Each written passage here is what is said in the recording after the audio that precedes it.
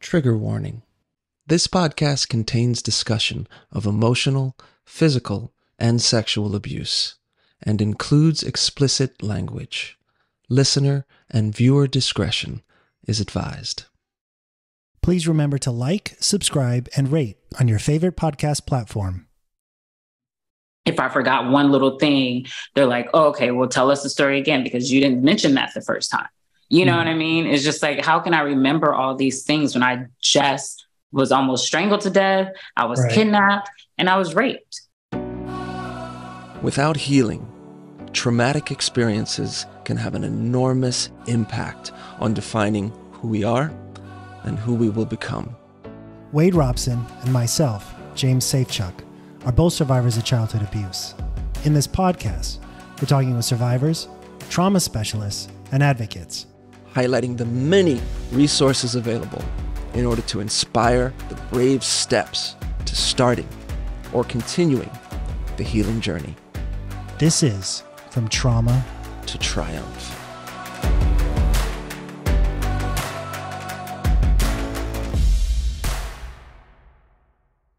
Hey everyone, welcome to our podcast, From Trauma to Triumph, with myself, Wade Robson, and James Safechuck. Our guest today is Brianna Michelle, who's the founder and CEO of Voices Beyond Assault, a nonprofit organization dedicated to revitalizing and empowering the lives of survivors of sexual violence across the globe. Brianna was sexually abused as a child and then while in college was abducted, beaten, and raped. This experience woke up a sleeping giant within her that declared no more to sexual violence, and she began using her voice as power. Brianna is on a mission to bring more awareness to the epidemic of sexual assault, tackle taboos, and give a voice to women, men, and children around the world. We hope you're inspired by Brianna's unwavering courage and relentless determination. Her journey from a survivor to a beacon of hope and strength reminds us all of the power of resilience and the impact of using our voices for change. Brianna, it's so good to have you here. Yeah, it's so good to see you again, Wade. And so nice to meet you, James. Nice to meet you as well. Yes. Thanks for taking the time. So maybe we could start at the top, start at the beginning. Like, I'm just curious, where'd you grow up? I grew up in Seattle, Washington with an amazing single mother. My dad was around, but he wasn't around in my life, due to his own personal addictions and things of that nature. He was just in and out, in and out, in and out. And then eventually my mom shut that down because, it's like, I'm going to allow you to love your dad for who he is. However, you have to have structures and boundaries with people, right? His addiction was becoming a real issue with him coming to visit and being a part of my life because he would come when he was on his high versus coming and having the respect to be around me sober. So she kind of shut that down at an early age. But when I got to understand what was really going on with him and his addiction, and she always mentioned to me, it's not that he doesn't love you. He's just sick right now. Mm-hmm. But when I got of age, like 11, 12, she kind of explained to me a few things about what addiction looks like and all of that. And I started to see him differently. There was still so much admiration and love for him because he was such a good spirit. Like he was such a good spirit. It's just, he had his issues and his traumas and his things that I learned about also later in life. But, that affected me in ways that I didn't realize until I was older. But, outside of that, my mom did such a good job. I never wanted for anything. I always did good in school. I had really good friends. Junior year, my grandfather passed away, which was like, that was the father figure that I had, like, for the summer times and Christmases and the phone calls all the time. My grandfather was my rock, and he transitioned when I think it was my sophomore, junior year in high school. And, that actually made me really want to connect more with my father. I'm like, no, I have to make this work, whether he wants it or not. And so I used to find him in Seattle at certain places because of where he was in life, like he would be in certain places in certain areas in Seattle. So I used to go and, pull up on him and be like, hey, I just want to say hi. I love you. He's at the store, eat candies or juice and like sit somewhere, so I really created that relationship because, although he had his issues, he's still my dad. I still like everybody always say to you love that man. You didn't even know him. I was like, but I knew him, anytime I was around him, I knew he was my father.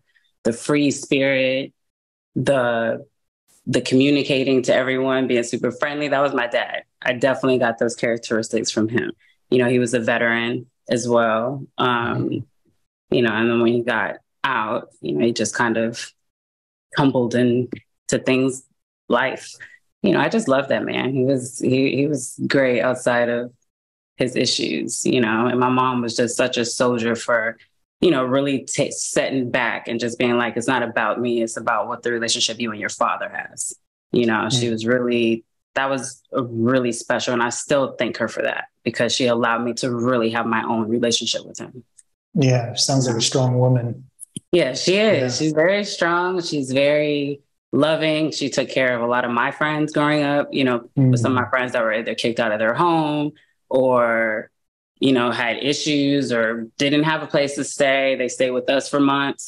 She always took care of everybody. She was the nurturer and the provider, and she just exuded a lot of love, but a lot of firmness too. Yeah. So she was really great. That's my best friend. That's beautiful. Do you, like you mentioned, in teenage years, you sort of would go find him, go find your dad, try and make those connections. Do you remember when you were, even younger before teenage years, do you remember like a feeling of longing at all for more of a relationship with him, for more of a connection with him?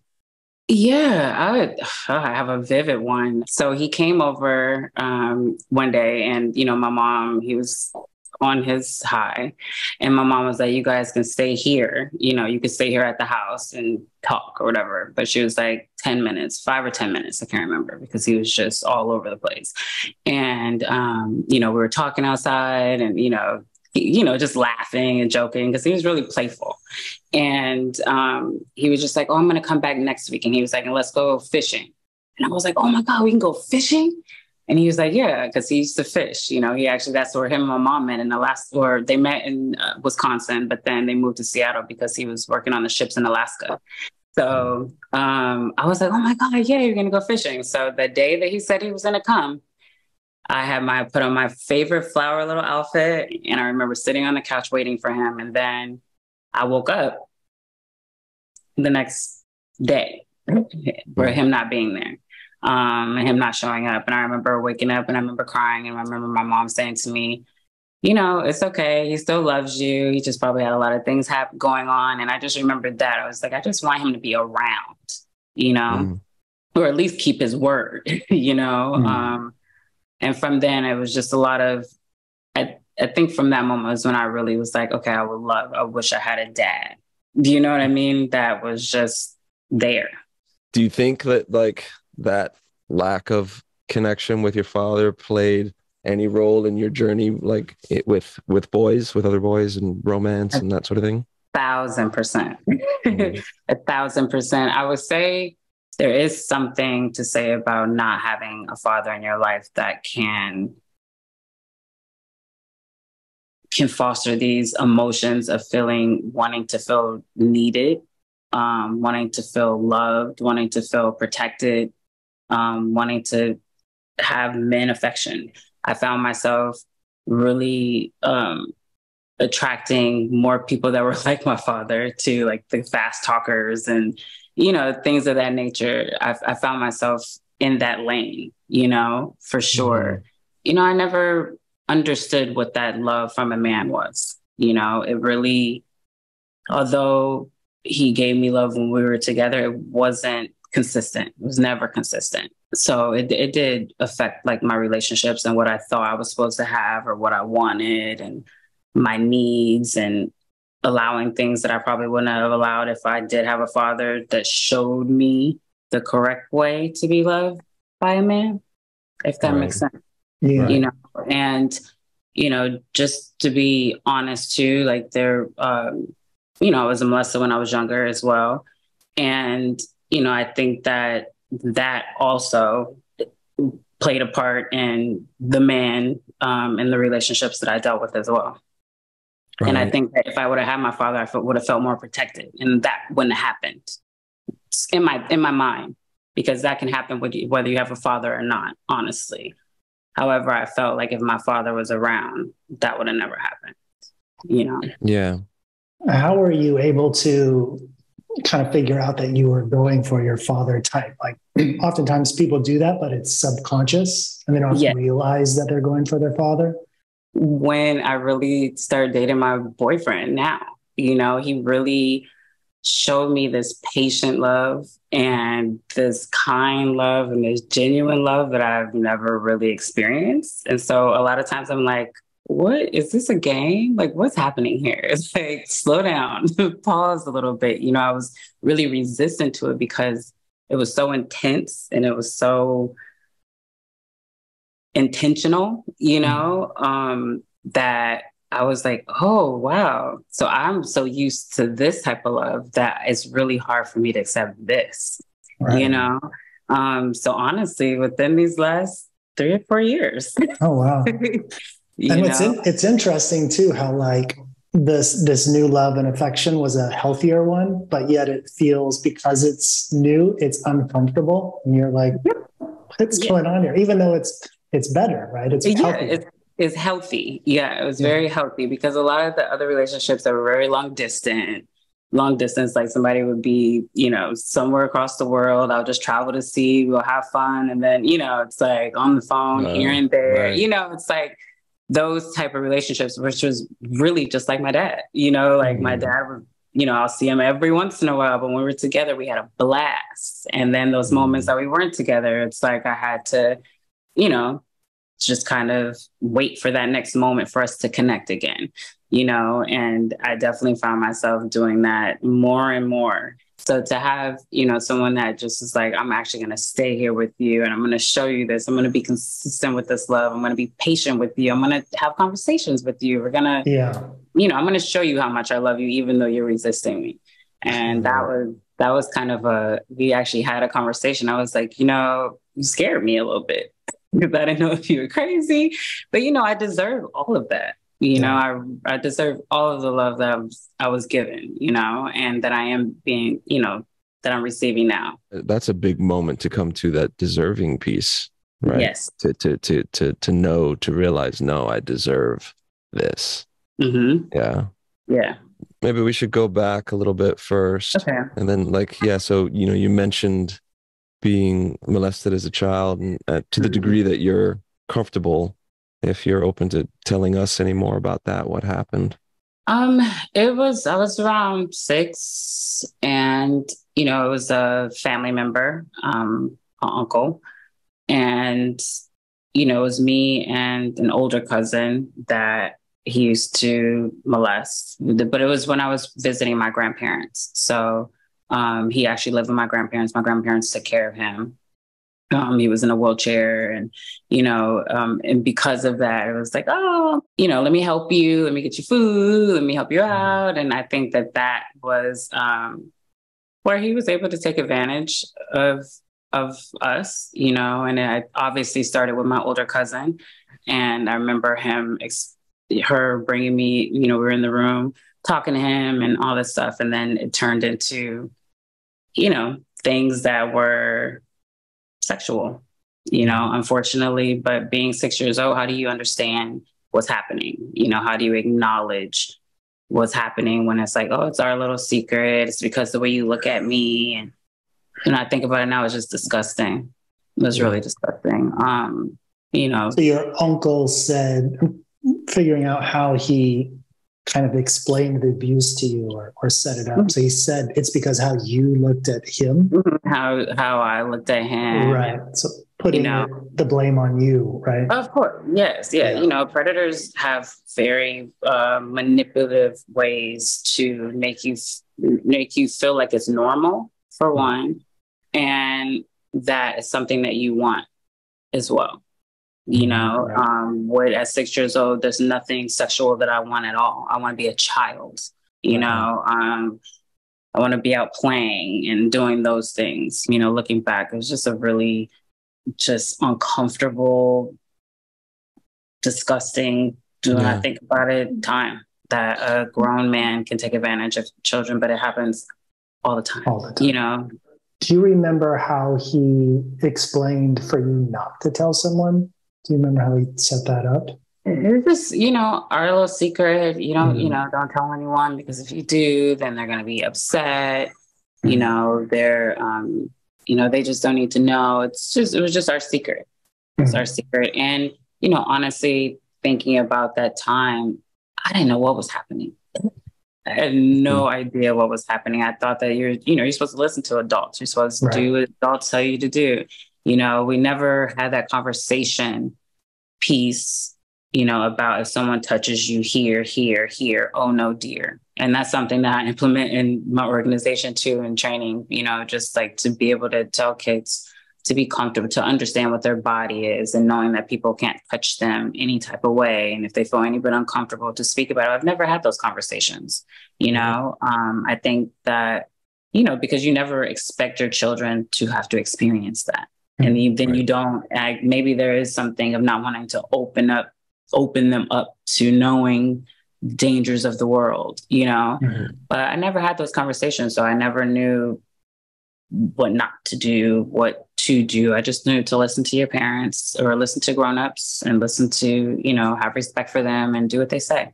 And that's, really what I did. And being so young, I was looking at a picture the other day of me being like, I think 7 or 8. And I was like, wow, like just what I experienced before that, right. Or during that time. It's just like, wow, I'm just such an innocent child. And then that was ripped away from me during that time. Yeah. It really was. Do you remember you and your older cousin that this was happening to as well? Do you remember if you guys ever talked about anything about it? Like what was going on? So there was a time when I went to Wisconsin to visit, actually, because I have an older sister, my mom's daughter, older sister Tasha. I went to go visit her. And my cousin came over, and we just looked at each other, and we hugged each other and started crying. And we never talked about it. It was never like a conversation, but we looked at each other, and we just said that she looked at me and she said she was proud of me. And I looked at her and I was like, thank you. And then I think that topic was coming, but we just looked at each other and just held each other and hugged each other. And, we both said, we're proud of each other, and that we were sorry, that we had to experience certain things, but it was never something we really talked about more than that, right. Because it's not something easy to talk about. And it's really, it really changes your life. You don't realize it, being young and just like growing. But once you hit that adolescent age, like things start really affecting you, and you start, when you start dating and stuff, what you accept, what you allow, to happen, because this happened to you. So you think it's supposed to be, this is normal. And yeah. Do you remember how long it went on? Like, was it that one particular summer? So it happened over, 3 summers or 2 summers, something like that. And something you never told anybody, or for a long time you didn't tell anybody? Yeah, for a long time I didn't tell anybody. Not at all. Who did you tell for the first time outside of your cousin? Cousin who knew? My mother. I told her, and it was after my rape. I told her. Okay. You went to this college in Atlanta. Yes. So I went to Atlanta University and made really good friends and had a really good time. And my sophomore year, one of my best friends decided to transfer to Georgia State. She called me and she was like, oh man, come and hang out with us. It's been a long time. And I was like, Mila, like, I don't feel like going out. Like, my hair is green. Like, I'm trying to get this color together. I can't, And she was like, Brianna, I haven't seen you in forever. So I was like, okay, whatever, I'll go out. And so I put on my jeans, I had like a hoodie, and I had my Timberland boots on, and I went out to hang out with them. And they were at this club called Coyote Ugly, which is like in Buckhead, Atlanta. And we went there and, we were having a great time, hanging out, everything. And, there's drinks moving around. I wasn't really in the drinking space. So me and this guy, Jason, decided to, okay, let's go get something to eat, because both of us were really sober. But, and then I was like, you could just walk them to the car. They can go get their car, and then I'll meet you closer to the restaurant. And he was like, okay, cool. And he walked them to their car, and I went to go to my car, went to move it. And as I'm parallel parking, I kind of bumped into the car behind me. And, when you kind of tap a car, not really hit it when you're parallel parking. And so I'm getting out, putting on my lip gloss. And this guy was like, bitch, you just hit my car. Oh, blah, just talking. I'm like, oh my God, like, I'm sorry. Like, I didn't, nothing was wrong with this car. Nothing. Mm-hmm. And, I get out and I'm looking at it. I'm just like, okay, nothing's wrong with your car. I was like, but I'm sorry. And he was like, give me, I was like, I have insurance, I'm like trying to explain to him I have insurance, like, just all the conversation, because he was pretty irate. So I'm just, kind of looking around, and normally Buckhead is really busy, and this night it wasn't as busy as it normally is, so I'm kind of looking around because he's irate, and I'm just like, I have insurance. He was like, no, give me like, if you got $100, $200. And I was like, I don't have any money. Like, I'm a broke college student. Like, I don't have any money. And then I look over, and there was like 3 other people, I guess, that he was with or that were in the car. And so, at this point I'm getting a bit jitters, because I'm like, okay, what's about to happen? Like, like, you want money from me. I'm telling you, I have insurance. I don't have money. And, he's just keeping this conversation going, just talking. And, there's just a lot of anxiety, a lot of things happening in me. I'm like, I don't know what to do at this point. And there's a guy that comes across the street, and he was like, yo, what's going on? Like, dude, you need to calm down. And I was like, thank God, and it was interesting because when I looked at him, he had his hat really low. And then when he looked up, like, his eyes, I remember his eyes being really red. And I was like, oh, that's a little crazy. And it's like, but, I was like, he's helping me. He's helping me. Mm-hmm. And, so the guy, I said, okay, look, I said, can we just do where I'll meet you, tomorrow or something in a public place when you're like sober, and I can give you my insurance information, or we can work something out to where you can get your car fixed, or you can get whatever money you're looking for. It was just a weird situation. And the guy ended up calming down, and the guy that was helping me was like, I think you should move your car. He said, because if you, come out of the club, he's still here, you don't know really what he's on or whatever, or his friends. And I was like, yeah, you have a point, because I definitely don't want to come back to see him again or be parked in front of him anymore. So he was like, there's a parking garage that's like around the corner or whatever.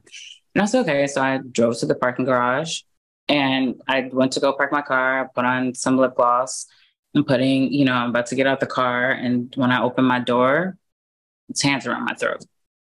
Like, this is the guy that was, supposedly helping you? Yeah. Okay.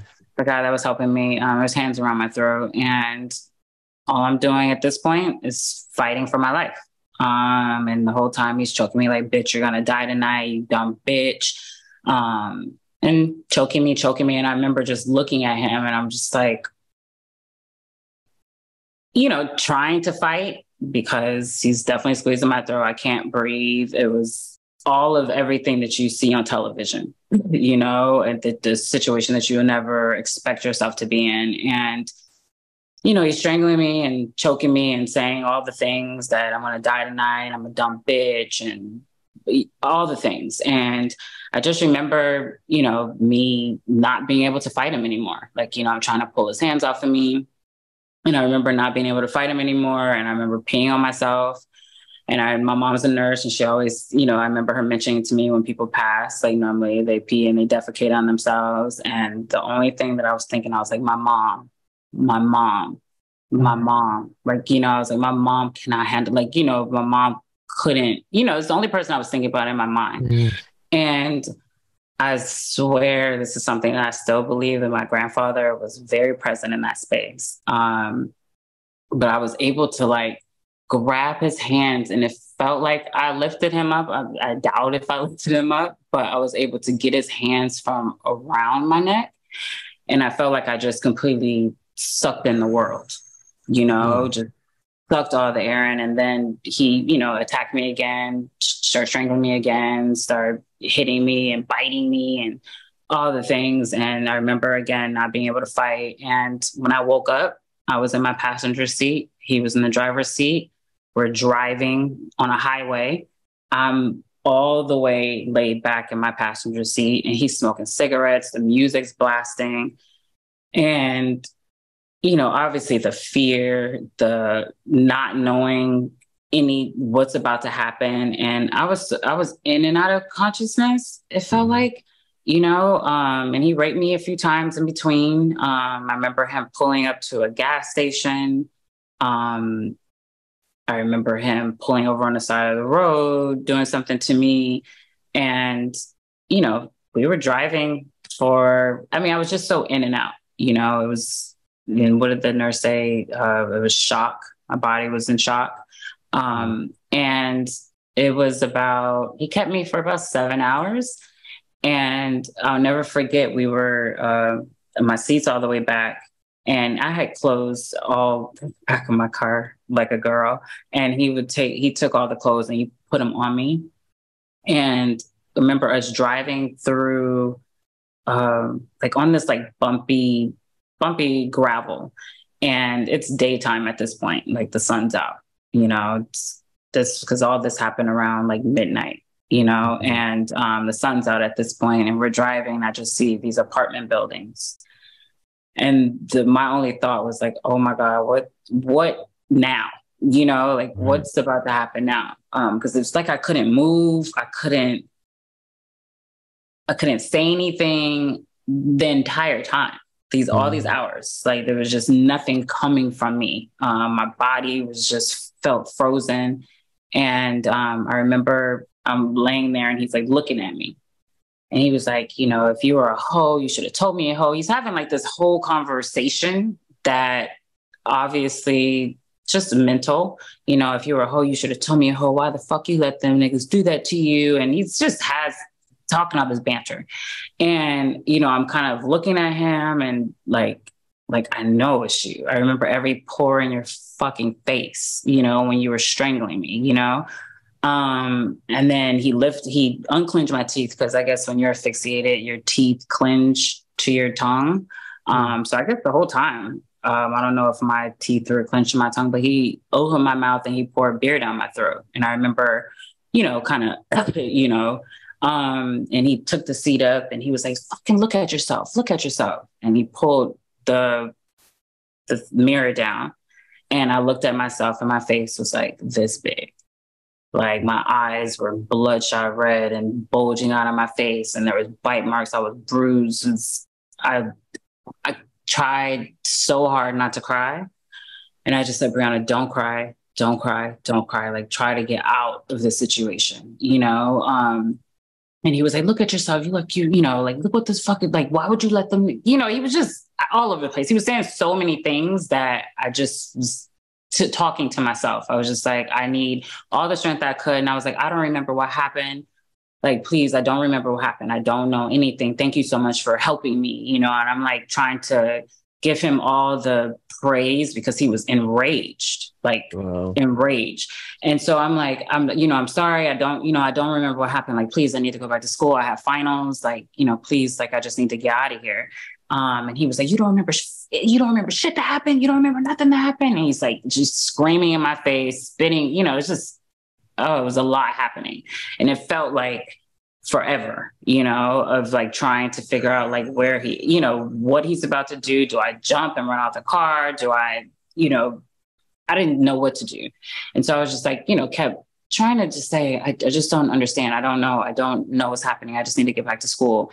And he was like, he climbed on top of me, and he was like, this would be your thank you to me. And he put his stuff in my mouth and It was like, yeah, you're welcome. And he got back in the driver's seat and he was like, well, let's go in the house, so you can at least take a shower. And I just knew one thing, I'm not going anywhere with this guy, nowhere. And I was like, please, I really need to get back to school. So I'm begging him to please take me back to school. I have a final. I really need to, finals. Like, I don't remember anything. And he asked me for my number, he opened my glove compartment. He took everything that was in there, which is my insurance cards. And he took everything out of my wallets. And he was like, make sure you don't remember anything. He was like, I'll stay in contact with you, and he's, and I look at it, he was like threatening me in a space, but not, I don't know. And yeah, so all of that happened, and fast forward, he ended up driving and dropping himself off at a Greyhound station, which was not too far from the Atlanta schools where we were. And I remember him dropping himself off, and he was like, I'll give you a call. I'll call you to check up on you or whatever.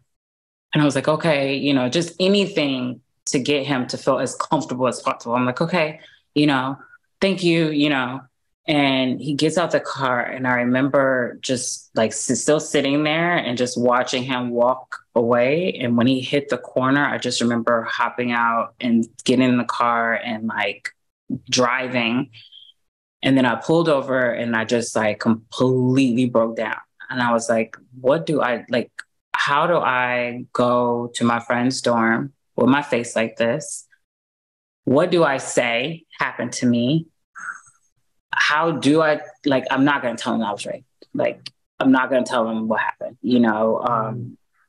at all. I just didn't know what to do, so I had to go to her dorm. So I was trying to wait around until she had class. And so Spelman has security guards at their gate. So when I went to the gate, I just put my hoodie on and I was like, oh, I'm going to, Kimberly's dorm. I'm staying with her. They let me through. He asked, was I okay? And I was like, yeah, I'm okay. But I really wasn't keeping eye contact. I was acting like I was doing stuff with the car and whatever. And then I went to go to the dorm thinking and expecting that she would be at school or in class. And I get up there, and as soon as I'm opening the door, she's grabbing her bag to walk out. And then she looked at me and she said, Brianna, what the fuck happened to you? Like, where were you last night? Well, first of all, what the fuck happened to you? And I was like, Kim, I just need to get in the shower. I'm just going to go to school. I'm just going to get in the shower. And I guess she put two and two together. She was like, you're not getting in the fucking shower. I'm taking you to the hospital. She said, so let's go. And, when we got to the car, I kind of told her, I told her when we were in the dorm, she kept asking, it was the shower.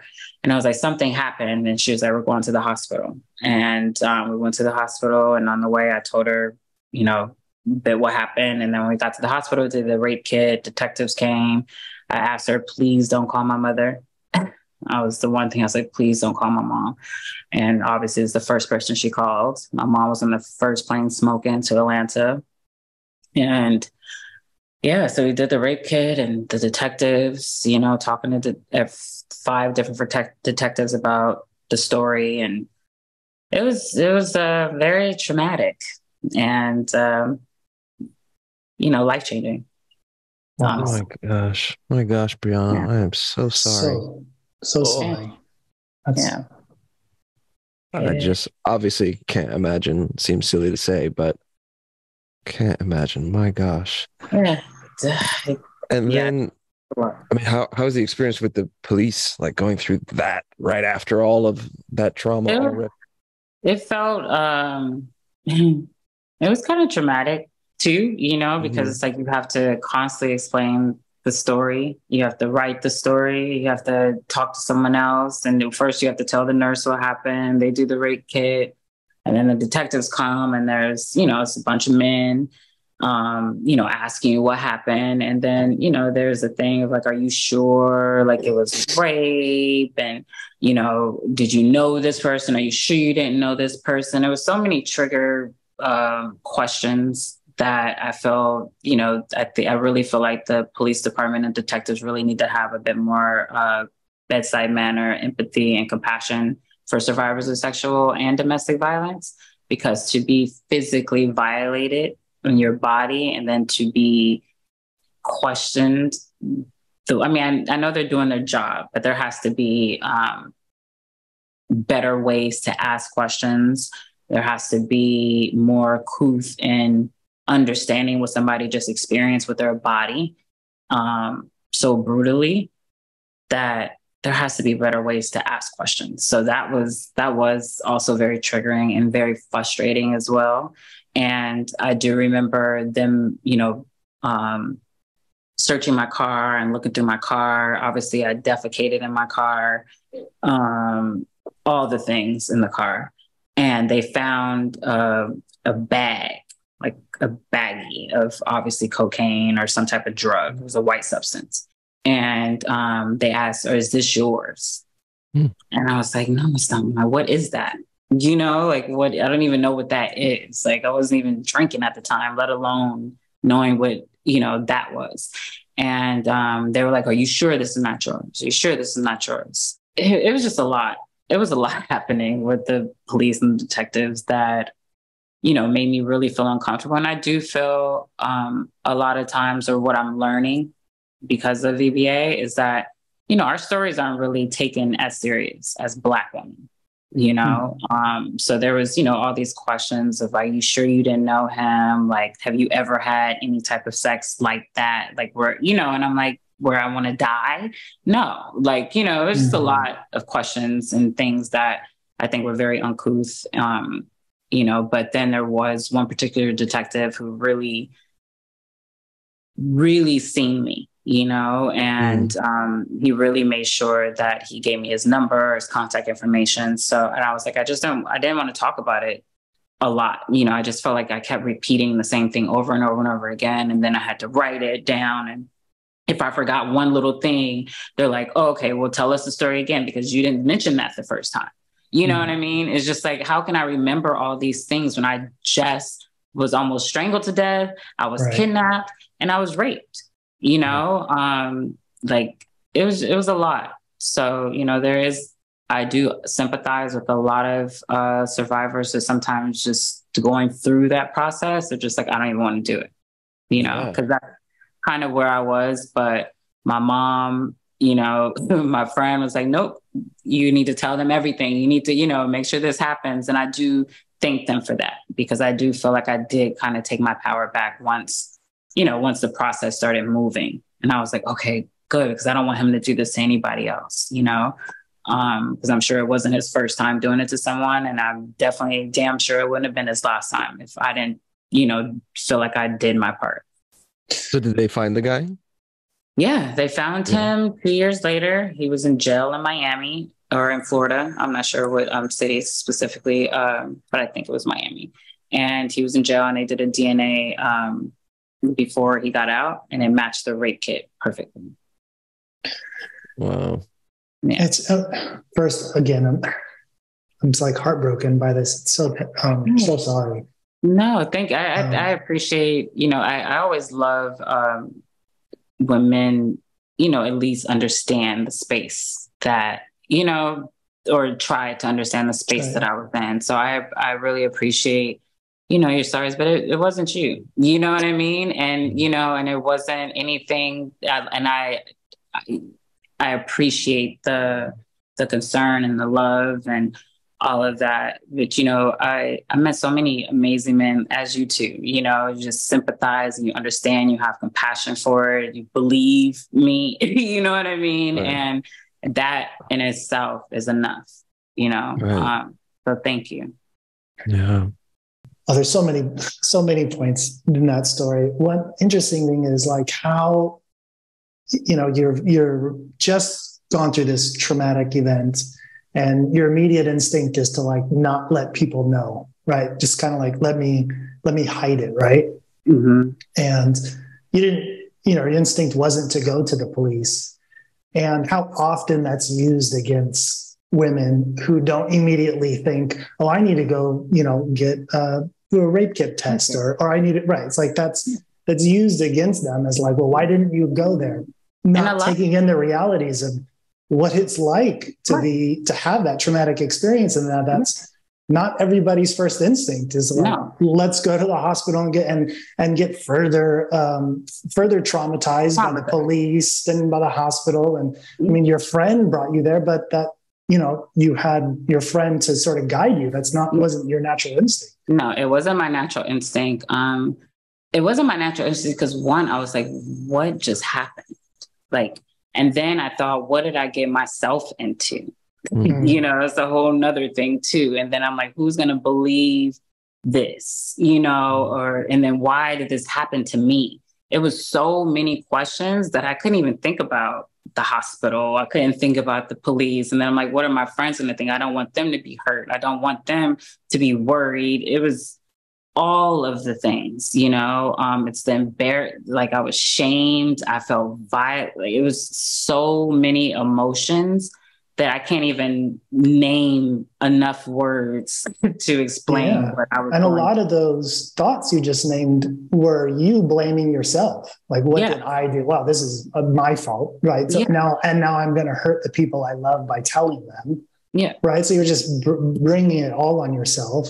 Yeah. Your instinct isn't to go to the police, right? Yes. But that's used against women so many times. All the time. Or just all the time. All the time. And, and even too, my instinct to take a shower, because I felt disgusting. I felt gross. I felt like I wanted to peel my skin off. I felt so disgusting. And and a lot of women do take showers. So when you take showers, it washes off the evidence. And then, if they later want to report, then the evidence is not there. And then that's brushed under the rug. It's just, the system has to change. I just feel like I've experienced and know so many other women and men and non-binary that have experienced, the justice system when it comes to rape and domestic violence and the way that they're treated, the way that they're dismissed, the questions that they're asked. It makes you feel like it's your fault.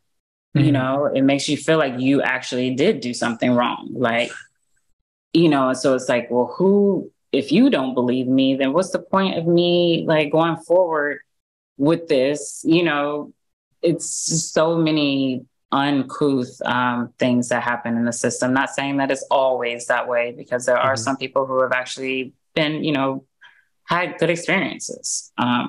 But for me, it wasn't the best. And I think a lot of things could have been different. And I think that there needs to be a lot of compassion and understanding of the mental health space that you're in after physical trauma, especially immediately after. And if people were feeling safe with the police and, with being able to go to them directly, if they heard more positive stories, then that wouldn't be an issue for them to go and speak to the police immediately after. But I think there's so much personal and physical damage that you're worried about figuring out what happened to you. And then also when you do tell somebody, what their response is going to be, because not everybody gets Kim's response, my best friend's response, right. To like just go to the hospital. Some people get really, really nasty responses and that completely shuts them down. There's so many levels. I was just really blessed to have a friend that was like, we're about to face this head on. Like, you're not about to try to hide what you want to hide. Yeah. So speaking of mental and emotional health, immediately preceding, like in the coming weeks and months after that experience, what was, from what you can remember, what was going on for you internally? It was a lot of pain, a lot of questions. I felt like, my mom was there with me for a few weeks, and, but I also felt so much love, because my mom was there, my friends were coming to visit me, like, they would not leave me alone. So they would not leave me alone. It was, and I'm crying because it was so many emotions, but there was so much love and support, I had so much love and support. So I felt safe, I felt really safe. I felt protected. I felt supported and I felt loved, even though internally I was just wired, I was wired with like frustration, anger. I was like, God, like, how could this happen to me again? But in the most brutal way, from one thing, being young and being molested to, being brutally raped by a stranger. You start questioning like life and like what life is going to look like moving forward. Who am I going to be? Because I thought I was so excited about life. I was stepping into like womanhood and like doing my own thing in another city. And, I felt like even with everything that happened when I was younger, that left me and I was just growing. And then boom, that happened. And it felt like it was a setback, in my life. And I didn't know how to move forward. What I do remember the strongest was just the love and support of my friends and my family and them calling and, my mom being there like right by my side and, telling me that I was a victim in that moment in time. But now I survived that. So it's time to understand that, I'm not a victim anymore and to move into that survivor space. Like even after it happened, it was like, you were victimized, and in that moment you were a victim. She said, but you're here, you survived, you're alive. There is so much that you can do with this. Like she spoke those words into me every day, still to this day, I talk to her 3-4 times a day, it's just always positive. It's always love. So that's what I'm really grateful for, really, really grateful for having my mother and my friends there, because I don't know what I would have did if I would have held that inside. Like I have no idea what person I would be right now. Then you had the conversation with your mom and you told her about your childhood abuse, right? At that time? Yeah, I told her probably a few months after, because I think I needed to really just get that out too, because it wasn't something I can hold anymore. Like now she knew about this thing. Like, why can't I tell her about this? And I did tell her, and she just got really quiet. She was like, I just really wish things would have been different and that there was a way for you to communicate. And she just said sorry, and that she wished that there was more that she could have done as a mother too. And I was like, you've done enough as a mother. Like you didn't do that. You know what I mean? You didn't expect that to happen. We trusted everybody in that household, uncles, grandparents, but I don't fault her for any of that. That's not her fault. Right. So either one, your childhood experience, especially this rape experience, like, would understandably crush the spirit of anybody, right? To sit here with you today, and to just see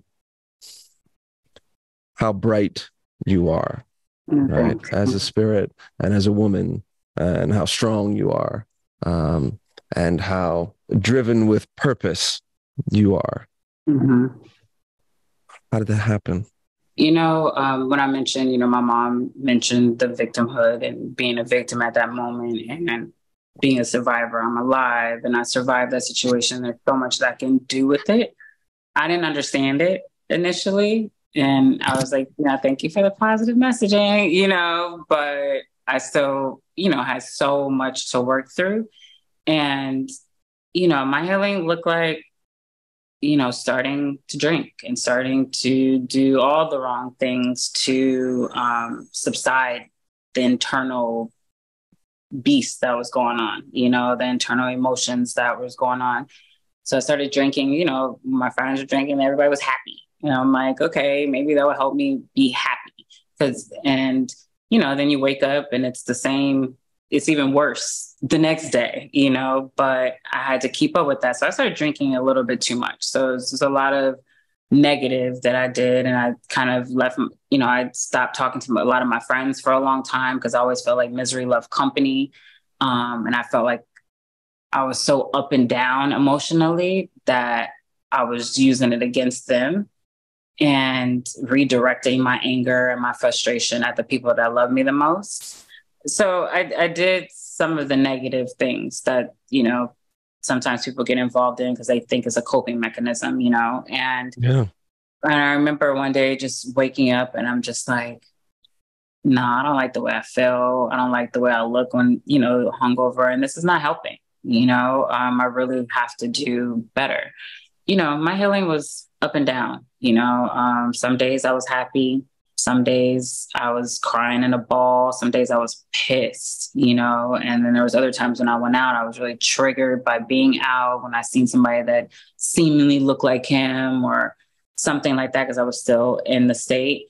And, you know, it was a lot of emotions. And even sometimes I used to question the days that I was happy. Because I'm like, why am I so happy? You know, like, why am I having a good time? You know, but my friends eventually, after a few months of me, like, not talking to them, not answering their phone calls, called me and was like, no, like, they all came to the house and was like, no, like, we're here for you and we're going to be with you throughout this whole thing, you know, especially while you're still here in Atlanta, you know, like, you can't hide from us, you know, because I think that's what I was doing. I was just hiding because I just didn't want to have to always be like, oh, how are you doing? You know what I mean? Because I didn't know how the hell I was doing. You know, I was struggling. But after about a year, I think I really got it together. I was just like, I have to push through this, you know, and then I started meeting people that experienced the same thing. You know, it's like, I'll tell people that, Brianna, why weren't you on campus for like, you know, a few months? What happened? I'll tell them, oh, I was raped. And they're like, oh, like that happened to me, you know? And then I started meeting so many people that it happened to. And when I started meeting people that happened to, I was like, oh, so this is not like an isolated type of situation. This is something that happens way more frequent than I ever imagined. I found some solace in knowing that I wasn't alone. Yeah. You know, and knowing that it didn't just happen to me. And in that space, I was like, okay, why is this happening so much? You know, like, why is this so frequent? You know, so then it was all those questions and me doing research on rape and sexual violence and what that looked like and the statistics of, you know, people that it happened to and the minorities, especially Black women, how often it happens, how much we never talk about it. We don't really share our stories because of not being believed, because we're already over sexualized in the media. And there's so many questions of, you know, what did we do? What were you wearing? And all the things. So when I did realize how often people that I was meeting said that happened to them, I was like, okay, like this is crazy. So maybe, I don't know what the time span is, but if we kind of move towards, I mean, what led to, you know, you've created this incredible organization, Voices Beyond Assault. So what led to that and inspired that? So what led to that really was me meeting all the people that I met who had been violated. And I never forget, there was a few of us who, you know, were all kind of in the same crew. They were friends of friends or people that were in class with me and things of that nature. And I remember, you know, asking them, I was like, you guys want to do like a movie night? You know, all the people that I knew that said that they were sexually assaulted, and all of them didn't even really know each other, you know? So we all were together, and I, you know, kind of stood up and I was like, I know you guys don't know each other, but let's introduce, you know, everybody introduced themselves. And so everybody introduced themselves. And I was like, you know, I really brought you guys together because I know we have one thing in common. You know, we've been violated sexually. And I just wanted to bring us together so we can do something together, so we can kind of step away from reality and support each other in any type of way. And a lot of the girls are like, first, where did you bring me? You know, like, why am I here? You know, and then once I really was just like, I really think that we need to find a space where we can support each other and like check on each other and see how we're doing. And, you know, everybody started kind of sharing what happened to them, whether they've told their stories to other people or not. There are people who really opened up about what happened to them for their first time, you know, after, you know, telling me like, oh, I've experienced something like that, or not as bad, but there's no comparison to sexual trauma. Like, once you're physically violated, it doesn't matter whether it's, you know, the way it happened to me or if it was a boyfriend, you know, that sexually assaulted you. We still experience that physical pain and that mental anguish because our body was violated. So, that's how it really started. Like, I started doing these like once every 2 weeks, like where we go to the movies, we'll go bowling, we'll have champagne nights, we'll have like writing sessions, but it was really just us checking on each other and seeing how we're doing for that time. And one day somebody would be happy, the other day somebody would be in a rut, and we just left feeling loved and supported and heard and seen and felt. And we left with hugs, we left with thank yous, we left with I'm looking forward to this week now, and to me, that made my heart warm, and I was like, I really want to create a space where survivors feel seen, heard, believed, supported, and have a space to heal together. So that happened in Atlanta. And then I ended up moving to New York after the trial.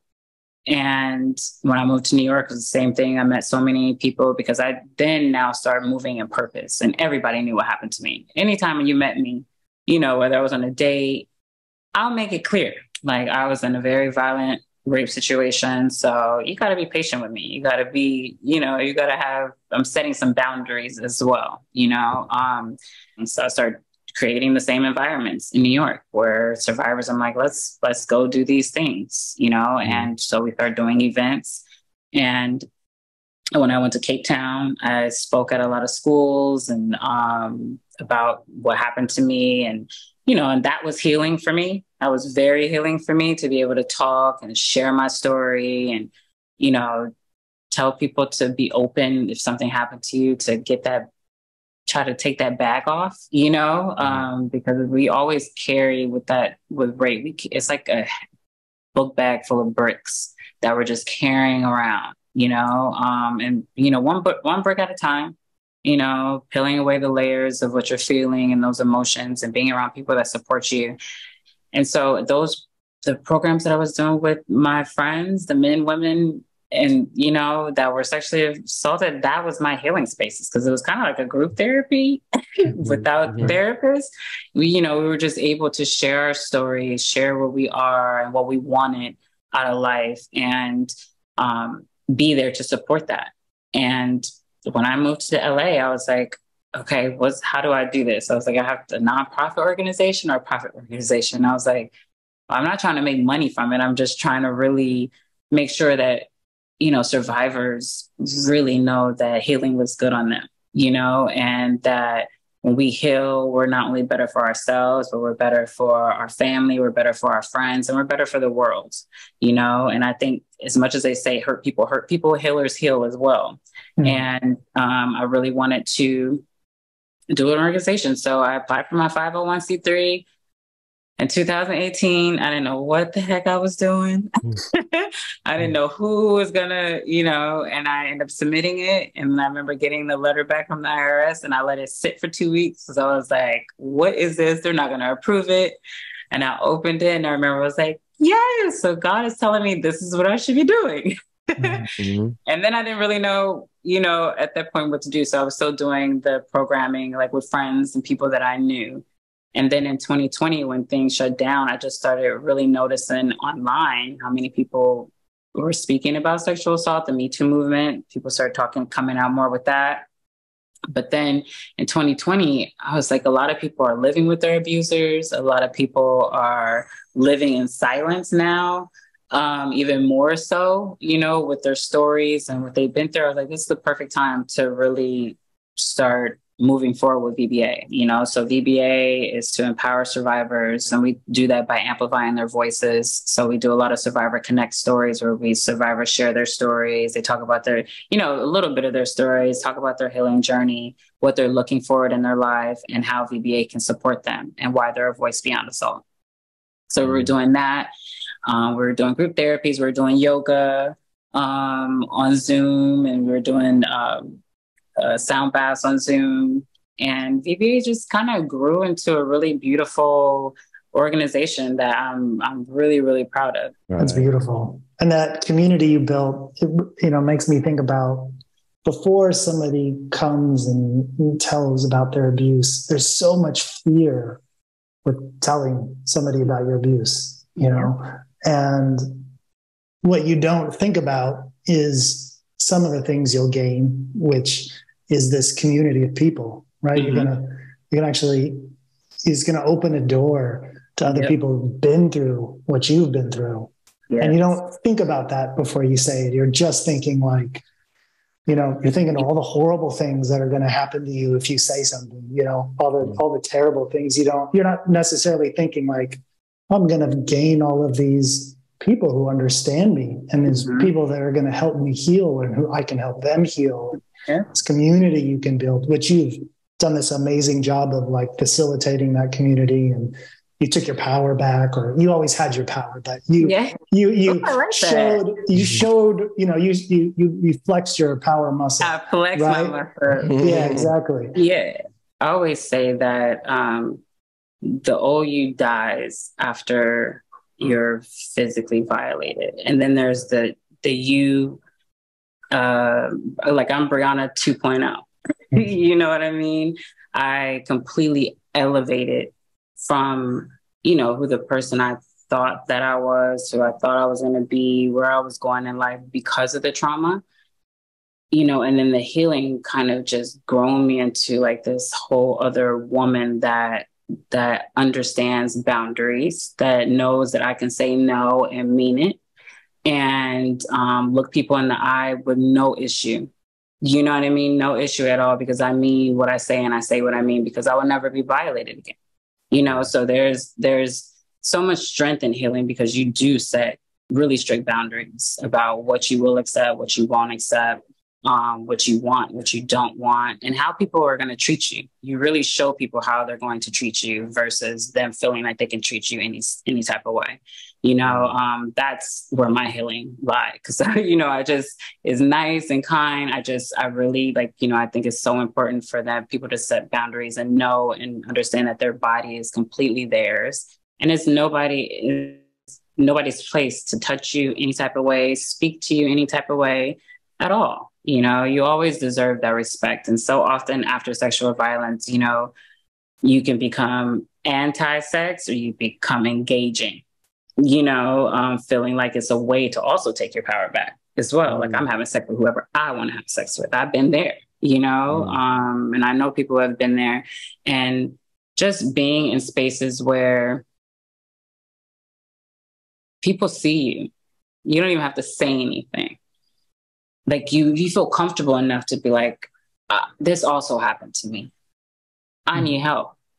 I want to work through this. I want to get to a space where this is not something I'm holding inside anymore. Because when you hold that inside, all the sicknesses, all the cancers, I believe a lot of sicknesses come from a lot of things that we don't release, that we try to hold on to. And then there's that internal fight of emotions and thoughts. And I think just being able to, even if it's not sharing it to the world, sharing it with someone that you trust, there's a weight lifted off your shoulders. And, all of our spaces are extremely safe. There is no judgment. Figure out your own way of healing and whatever we can do, because we provide therapy for survivors as well. We partner with a few therapists and cross cultures therapy organization that, provides therapy for like $10, $20 an hour. So if they want to do therapy, go through us and we'll pay for that, because therapy is expensive too. Sometimes it's hard to even do therapy after survival because it's so expensive, or if you don't have insurance and all the things. So, and if they need help with legal, we reach out on their behalf to find the best person for them to communicate with, so we we do make people feel safe, believed, heard, and seen. And that is really the goal. Empowering survivors to know that they are worthy to heal and to thrive past trauma. There's that support system that we have to make sure that, we all know that we have a group of people, and people become friends. They start businesses together, so it becomes this beautiful experience of your friendships and growing friendships and relationships that are beyond me, and, the collaborations and advocacy that we do is like collaborating with therapists, collaborating with these gyms and with, teachers and things of that nature to make sure that we can have these events for survivors that are safe. And Also, doing educational programs too. So, going and speaking and talking about sexual violence, talking under, high schools about consent and knowing what consent is, and understanding that is a fine line. Because if you have to ask somebody, are they okay? It probably shouldn't be happening. Or like, are you sure? Then it probably shouldn't be happening. And having that self-respect for yourself as an individual to be like, okay, like next time, or not. Is there any like misconception about rape that the general public has? I mean, I think you said a lot already. Like even in your story, there was a ton of like very enlightening. But just, is there anyone in particular that just comes to mind? It's like just major misconception that people think about rape. That it happens, it's strangers that it happened that do this to you.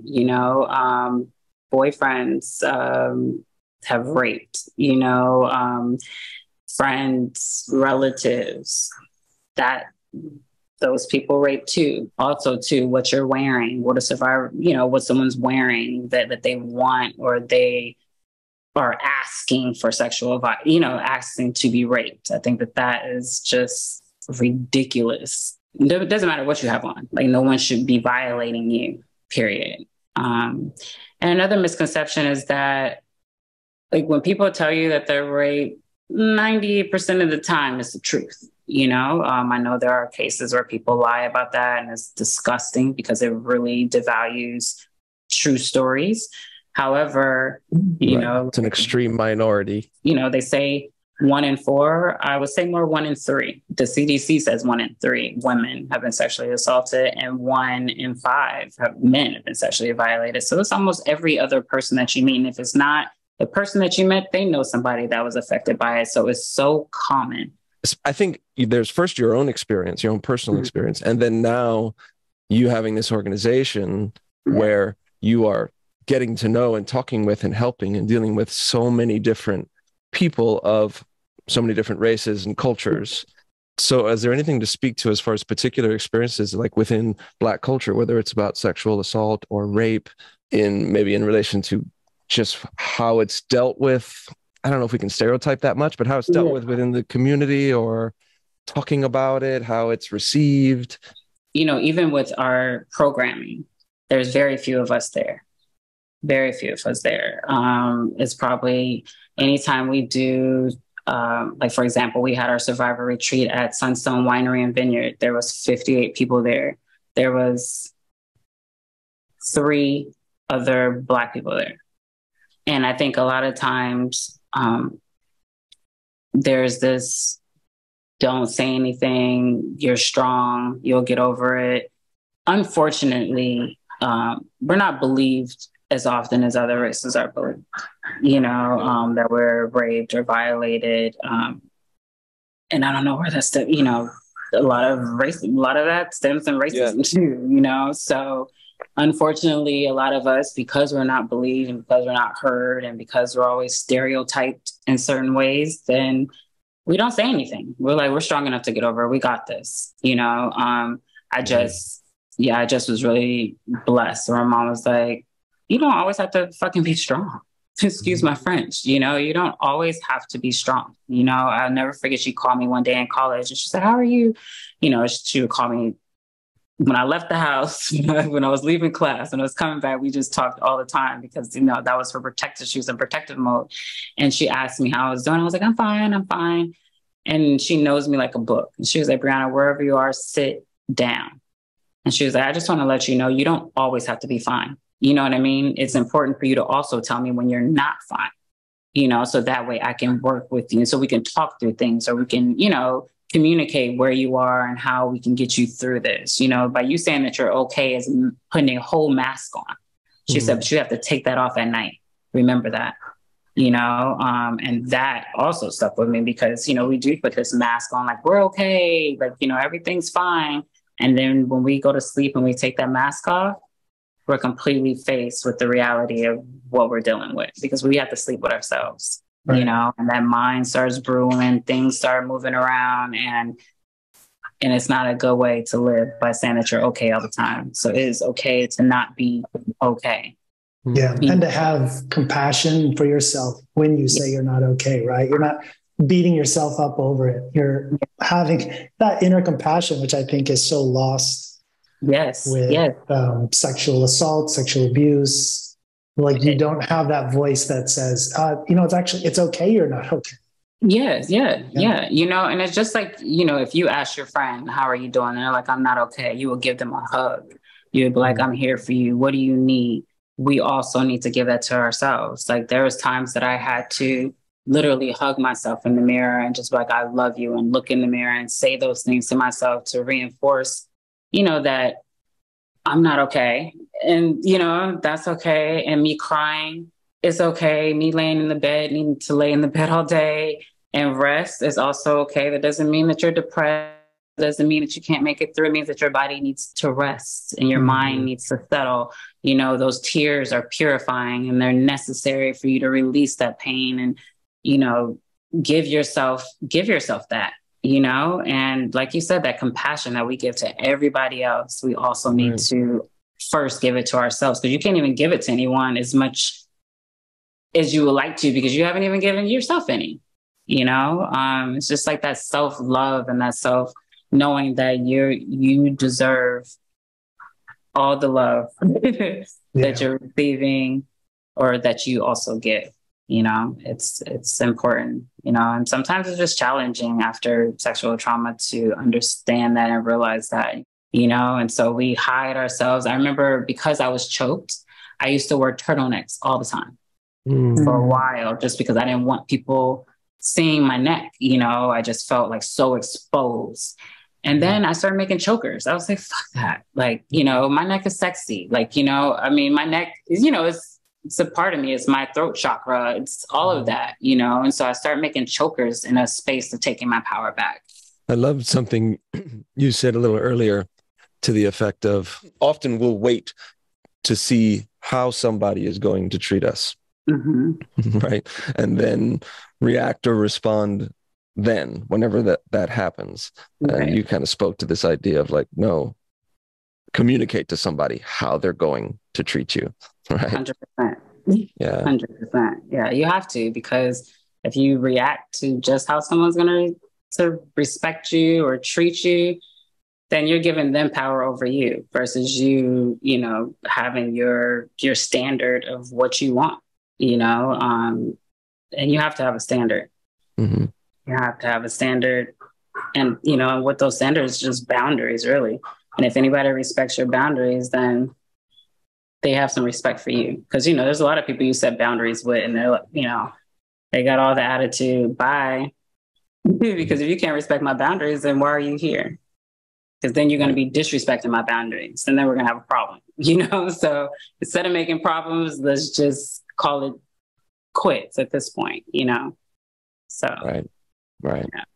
So with Voices Beyond Assault, what are some of the ways that people, I mean, you mentioned some of them, but just to kind of hone it in on this sort of question, ways that people, like if they want to learn more, they want to participate maybe, or they want to support, what are some of the ways things people can get involved in? So voicesbeyondassault.org. You can go there. We have a space where you can email us immediately, or you can email me directly at info@voicesbeyondassault.org. Our programming is mainly in Los Angeles at the moment, but you can follow us at Voices Beyond Assault on Instagram or Voices Beyond Assault on TikTok. There's also, if you want to donate, go to voicesbeyondassault.org and donate there. 98% of all of our funds go to everything, all of our programming. We are looking for any survivors who just want a supportive community and to be empowered and to uplift yourself or others. We always need survivors who feel like they're in a really healthy space to support those who are still a bit silent or still, having a bit of resistance on, joining programs or speaking about their story or even sharing their stories to someone. So voicesbeyondassault.org. I love that you created this organization seemingly, sort of organically out of what seemed to be some of the cornerstones of your own healing journey. Like when you were speaking about, immediately preceding the the rape experience that, the most powerful experiences you had was the love, even though there was so much trauma and so much pain that you were going through, of course, and understandably. But what you come to, what floats to the top is that love and that support from your friends and from your family, from your mother. And then you've just kind of alchemized, it seems, that what was that experience for you into creating that sort of space for others, along with just that recognition that healing can look different for everybody. Yes, it can look different, and that's okay. Whatever space that you're in, it's okay. I've been there. Every survivor has been there, and there's nothing that you can't overcome. So save space for yourself to love on you, and healing looks good on you. It looks damn good on you, when you get to that space, or even when you're in the process of it. It looks good on you. Everything changes. The way you look at people, the way you hold your head up, just your confidence level, all the things change. So we're here to just help you embody that, or to have you continue embodying that, and then also giving that to those who need you, So, and it is true. Thank you. It's like me really taking all that I had from my mother and my friends and just creating spaces of love and support for survivors as well, because without that, it's really hard. I mean, there's so many survivors that I met that their mom didn't believe them. Their mom would push things under the rug, or, tell them to be quiet, or they're lying and didn't believe them. And I couldn't even imagine what that's like. So we create those spaces where you have sisters, you have brothers, older women there who are mother figures that are going to have your back, and you can pick up a phone or you can email and stay in touch. And it's just a cycle of love and just communication and support, and where you are believed and supported. Yeah. Beautiful. And on that note, you now have a branch of the organization that's for men as well. Is that right? Yeah. Yes, we have Men of VBA, we have VBA Espanol, VBA Francois, VBA LGBTQ+, the community, VBA Sri Lanka. And we're just expanding because unfortunately, everyone has an experience, and the Men of VBA has been so great and so positive. And you actually did an amazing conversation. You had an amazing conversation with them as well. But Men of VBA, we unfortunately, I am a woman led. So sometimes I feel like, although I do understand that men experience, I don't really know their experience. So having that branch where men can take over that Men of VBA, I thought was so important, because I know so many men that's been sexually violated. And sometimes coming to our groups is a lot of women, and they're the only men in the program. I was like, I wanted to create something for men to know that they're also seen, heard, and understood, and create safe space for men to have healing and to heal past their trauma, because unfortunately men don't speak up as much as we do, and for many different reasons, rightfully so. And I understand that. But we're creating spaces for them to where they can speak up, they can share their stories. And if they don't want to, they can still be in a safe space. Beautiful. Well, James, do you have anything else at the moment? No, I thought it was a beautiful conversation. Yeah, it was. And I thank you, men. I thank you to men for just being a listening ear, for your compassion with me, and just, having this conversation. I think that it's so important that survivors can share their stories and share where they are. And, being a woman, to also having two men that support the work that I'm doing, and support the brand and things like that, and the work that I'm doing. So it feels like I'm doing what I'm supposed to do. That's for sure. I mean, you exemplify, the name of this podcast, right? From trauma to triumph. Mm-hmm. And so, your parts of your story that we know were, at some point devastating, right? Mm-hmm. And what you are turning all of it into is just so inspiring, first and foremost, just for you personally, you know, and then now how, you know, what you're turning that into a way to help so many other people is just so inspirational and so beautiful. And we just so inspired by you and happy for you. Thank you. And proud of you for what you're turning this into for others as well, you know. I appreciate thank that. you. I appreciate that a lot. And let's continue to do it. I love the work that you two gentlemen are doing. And thank you for sharing people's stories. And thank you for sharing mine. Okay. Thank you so much, Brianna. Thank you too so much. And have a beautiful Saturday. Thank you. Okay. Thank All you. Right. See you later. Bye-bye. Bye. This is From Trauma to Triumph.